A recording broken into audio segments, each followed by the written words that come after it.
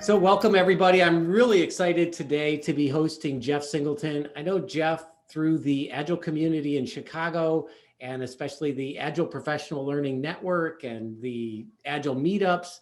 And we've never worked closely together. So I'm excited to be joining you and learning about Jeff. Jeff, welcome. And how are you doing this fine morning? Thanks, Anthony. Good morning. And I'm warm. Thanks to a space heater here and everything. So don't let the tropical background fool you. It's just an aspirational place. I think we're all using space heaters. So anyway, Jeff, thank you so much for coming on this interview. I'd like to hear a little bit about, start with where you grew up and where you were born, that sort of thing. Sure. I was born and raised on the south side of Chicago. So kind of well-known area, for better or for worse. Sox fan or? Yeah. Funny, really interesting. I was born and raised on the south side, and one day, and my grandfather used to take me to the baseball games all the time. And one day we went to Wrigley Field, and I don't know, I was probably about 7 or 8 years old, and I said, "Gramps, why are we at Wrigley Field?" He says, "I know you're a Sox fan. I'm a Sox fan. You were born and raised on the south side. You'll always be a Sox fan. That's your birthright. But it's okay to root for the Cubs, especially if the Sox are not in town." And that was the whole situation. The Sox weren't in town, and he was a baseball fanatic. So he said, it's okay to root for the Cubs as long as they're not playing the Sox. Where'd you start your career? How did you get to where you are today? How's that? I started 40 years ago at a company called Illinois Toolworks, ITW. They gave me my first job as a programmer, and I loved it. I just kind of geeked out on it. And it wasn't even called information technology back then. It was called data processing. Yeah, wow. And we did it all. And so, yeah, I think being in a smaller environment, I got a chance to wear a lot of hats, do a lot of things, exposed me to a lot.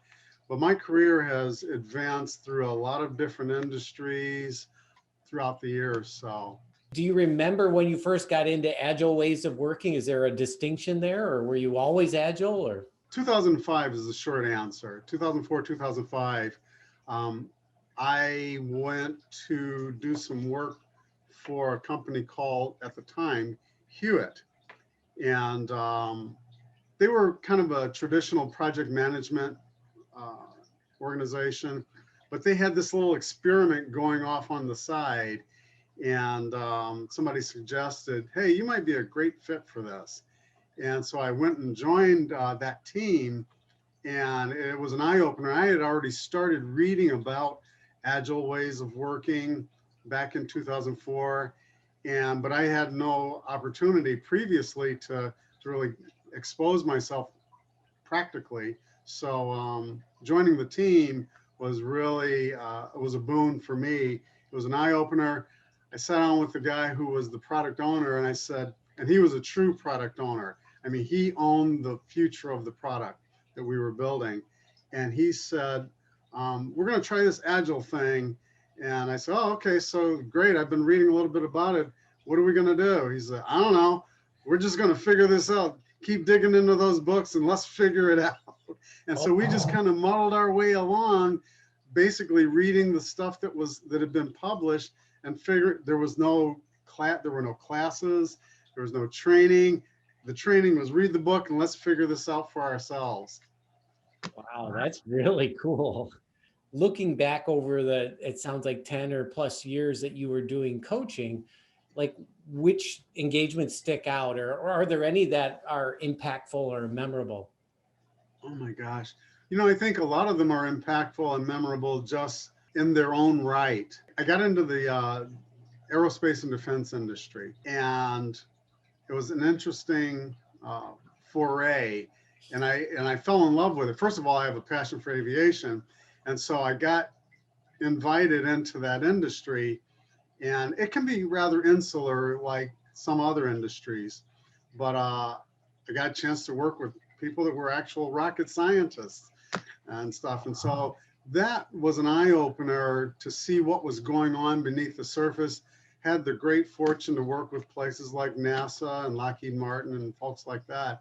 And so I think for me, I assumed, being large, lumbering, and sometimes, governmental entities, they had no interest in anything agile. But that was actually contrary to what you might believe. Mhm.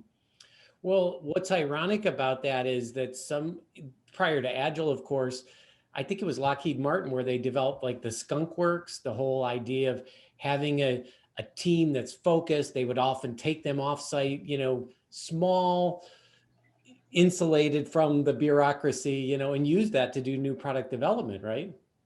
Absolutely. I'm so glad you know about that.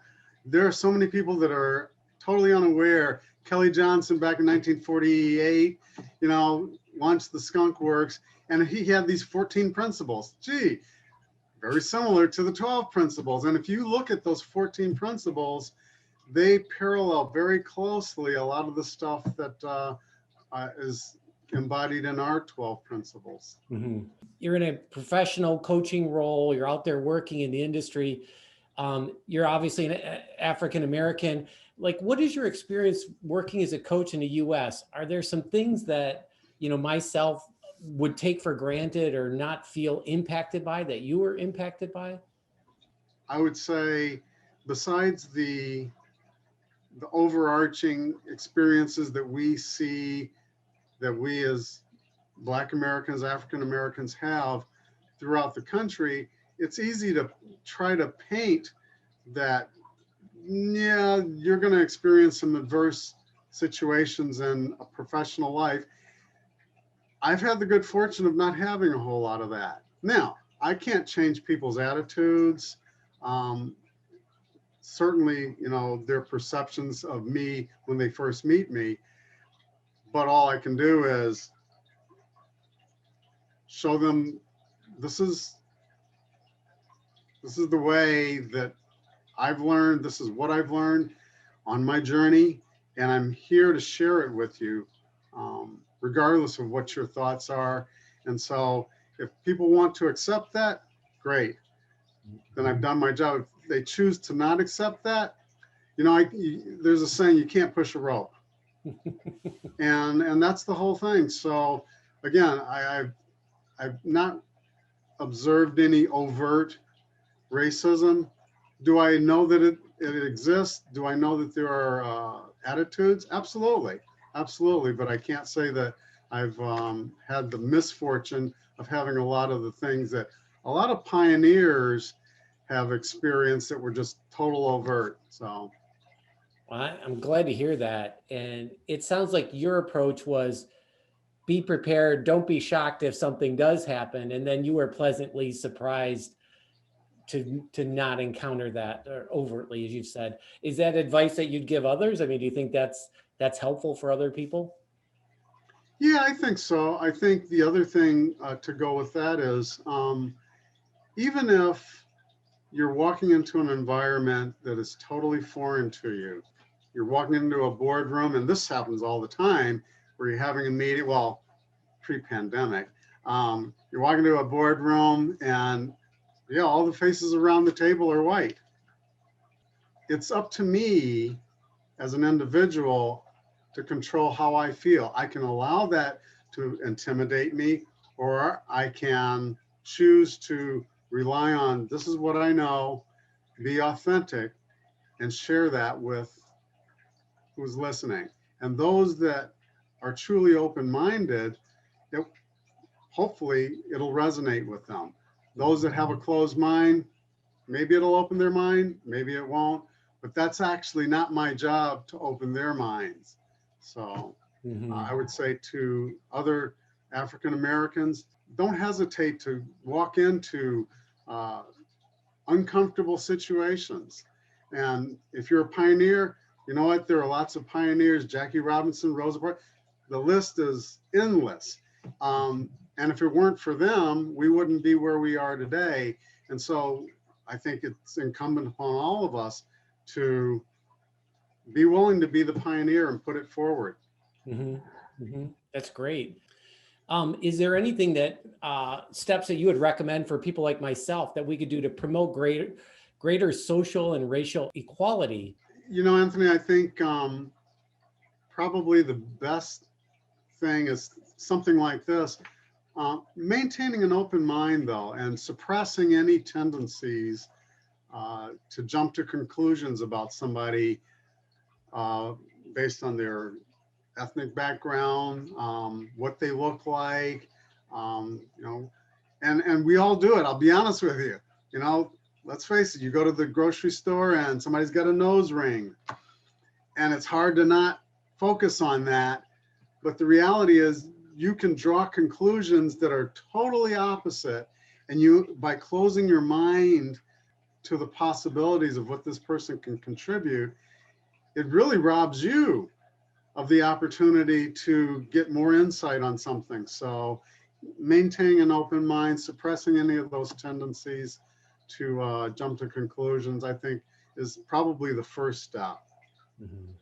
Yeah, that's great. Thank you.